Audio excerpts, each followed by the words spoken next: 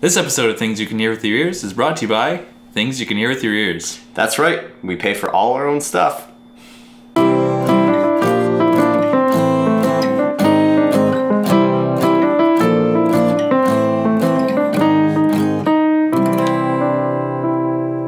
Hello and welcome to the first video episode of Things You Can Hear With Your Ears. I'm Brandon. I'm David. And today we're going to be making brunch. And so we've put together a little cooking show called, well, we don't have X, but we do have Y. Which is essentially what it sounds like. You know, when you're making a recipe and you say, well, I don't have milk, but I have cream. That's kind of like milk. Or things like that. We took that to another level. So, let's go to the kitchen. Hope you enjoy. Hello and welcome to, well, we don't have X, but we do have Y. The cooking show hosted by me, Brandon. And me, David. Today we're going to be making brunch. So we've got a recipe here for a beautiful omelet and French toast. Perfect. So, let's get started. Let's start with the omelet. Alright. Okay, so on the omelet, obviously we need some eggs. Yeah, so we got eggs here. Let's start with the eggs. Now we need 2 tablespoons of butter. Now, let's not use butter though. Let's substitute that. What do we have that's not butter? Well, what is the purpose of the butter? To, I assume, oil the pan. Okay. Well, how about this? The Wild Buffalo Ranch dipping sauce. That's pretty oily. Is it? I think so. Yeah. It sounds oily. So you can get this at your local Wendy's distributor. This is something I like to steal every time I go to Wendy's. I always ask for a couple extra Buffalo Ranch dipping sauces and then I bring them home, stick them in my fridge. It's just a good thing to have around the house. You can use it with fries, potatoes, anything really. It's pretty delicious. Okay, so let's get that started on the pan. And we've got our eggs. Okay, well we've got that cooking. Let's start prepping some of our vegetables. So this calls for half of a red bell pepper. So instead we're going to use a green bell pepper. Pretty similar, not quite, but I think it'll work just fine. Okay, I'm gonna get chopping this green onion. Alright, spatula. Where can I find a spatula? Oh, you got the bizarre spatula. It's a great spatula. Alright. So I guess we should say, before we go any further, the purpose of this exercise isn't just to substitute things for no reason. I mean, it can be, but it's also, you know, if you're wanting to cook stuff and you don't have the ingredients that it calls for, we're going to teach you the skills that are required to improvise. Alright, so what's the next thing on the ingredient list? Okay, we've got a Bermuda onion sliced. Alright, so no, we don't want an onion. I think we should use an apple instead. But why an apple? Well, so the reason we're going to use an apple today instead of an onion is you can get some of the same qualities from an apple that you do from an onion. For instance, the ideal way to cook an onion, obviously, is to caramelize it. Now, as we all know, caramel goes with apples. Therefore, we will use an apple. I'm going to wash this because I dropped it.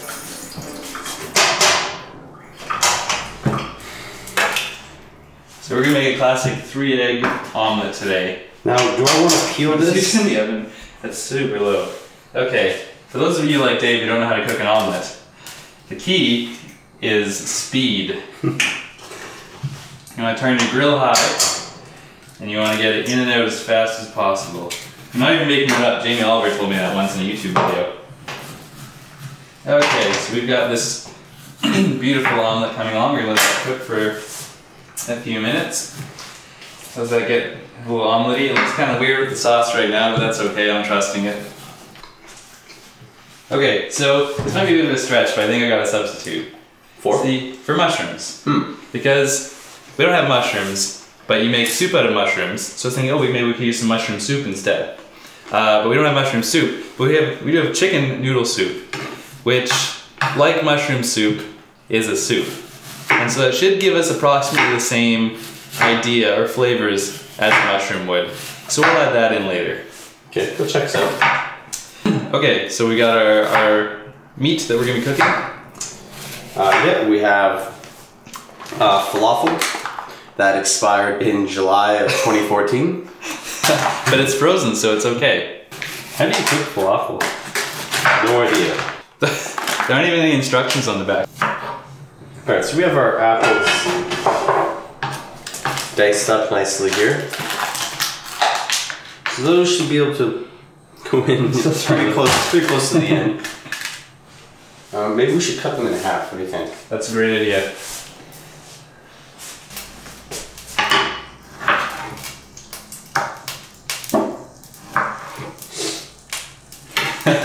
Pro tip, you don't have a knife. Shit. Scissors work just as well for cutting falafel.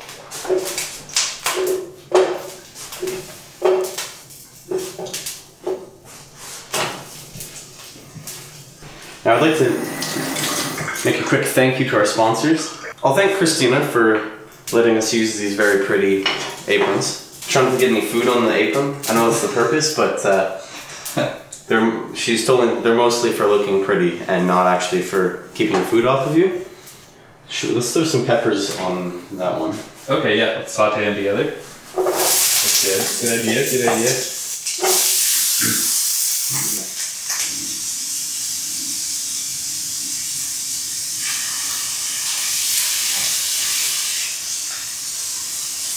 Nothing like apple and ranch. Now, do we want to add cheese? That's at the end. At the end? Yeah. Okay, well, maybe I should grate some. Yeah, let's get some cheese grated. And I'm not implying your abs. Okay, let's add the omelet to the rest of the omelet. Look at that. Beautiful.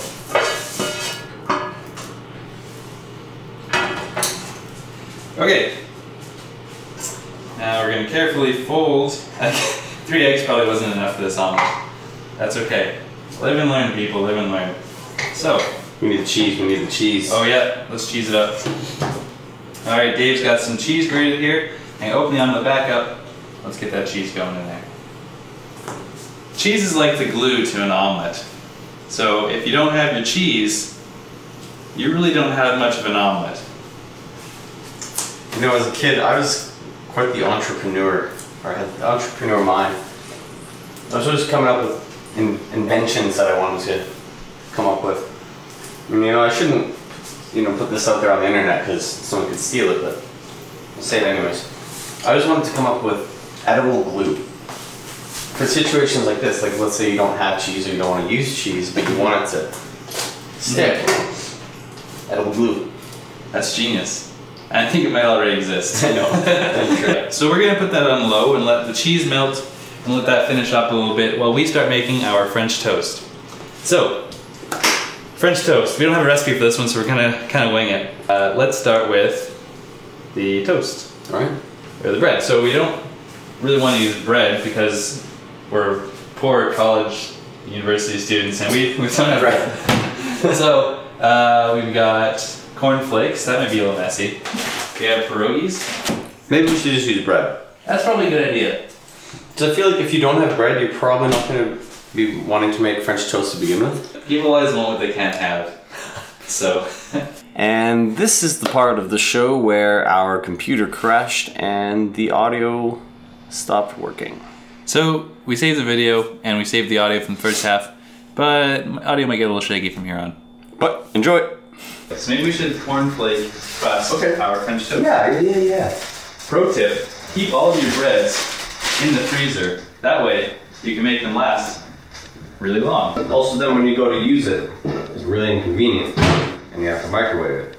It's a good thing your microwave doesn't work because we turned it off. Pro tip, if you're trying to record a cooking show, unplug your microwave in your fridge so you don't have so much background noise. So we're going to try to heat up the bread without actually cooking it. For those of you who don't have microwaves or toasters or any sort of heating device other than a stove in your house, this is perfect. You should think about pioneering strategies to heat up bread like I am. So we need milk. Milk. So instead of milk, I think I still have, no, we can go to the fridge. I think I still have some heavy cream. February 22nd. That is not today, so Perfect. What day is that? That's a few days from now. It's the 18th today, I think. I thought you were going to say, yeah, that was yesterday.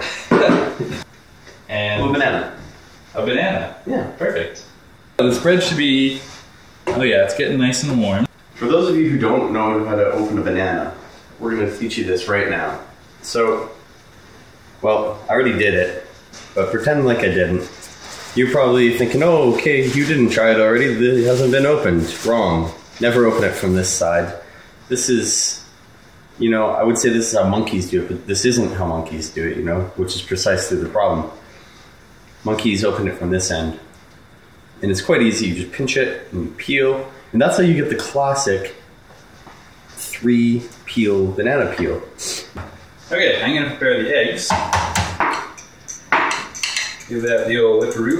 I don't know how we're gonna dip the toast in that, but that's okay. If you don't have plates, then this is excellent for you because we're using a bowl. I'm gonna veto using the buffalo sauce for this recipe. Oh man. As you can see, we got these nice and crushed up. Bread. This is gonna get messy really fast.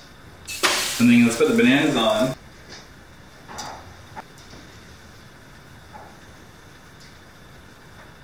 Well, piece number 2. We'll just be ready to flip it over and see if all these cornflakes stay.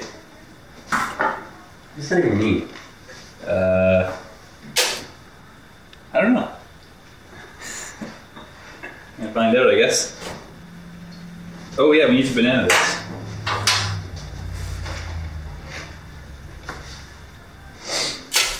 Okay, so there's cornflakes most places in the pan, but I think for the most part they seem to stay on.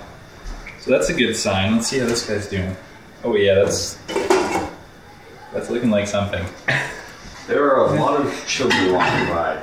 So you may be listening right now and hearing children in the background. Well, I live near a school. There's hundreds of them. Well, here's our food. I think it's time to eat. All right. Okay, what should you try first? I'm gonna try the omelet first. Okay, I'll try the omelet. We'll do it together. Hold on, I need to get a bit of falafel in this plate. There we go. All right, ready? Yep, let's do it. Oh, you're not ready yet? Mmm. That's pretty good. Mmm. Mm-hmm. Okay. You can definitely largely falafel flavor. Yep. But you get the spice, that kick from the buffalo ranch sauce. Yeah. I like that. Okay, now try to pick out the apple. Oh yeah, yeah.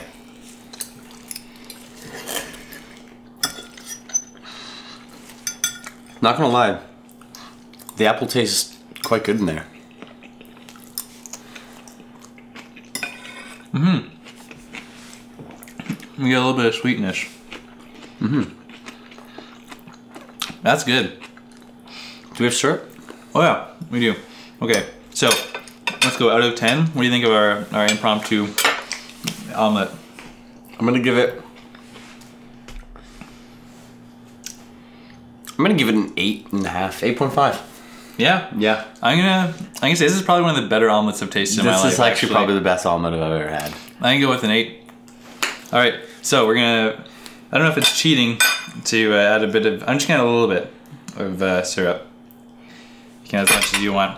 Just because French toast, you need to have syrup. It's kind of a classic thing. So to remind you of our French toast, it's pretty classic French toast, except now we've got cream instead of milk. We added some bananas instead of vanilla somehow, and then topped off with some cornflake crust. All right, ready? Yep.